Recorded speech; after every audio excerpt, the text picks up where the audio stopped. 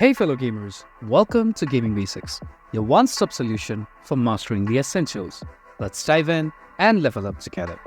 In this video, I'm going to show you how to enter codes in Lords Mobile. To do so, you first need to launch your Lords Mobile app on your device.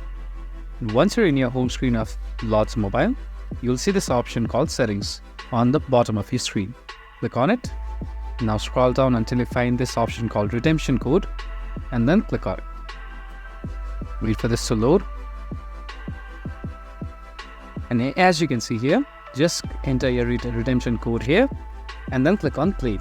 Once you click on Claim, your code will be redeemed. If you found this video helpful, please give us a thumbs up. And if you have any questions for us, please feel free to mention this in the comment section down below. Also, don't forget to hit that subscribe button and ring the notification bell so you never miss out on our latest guides and tutorials.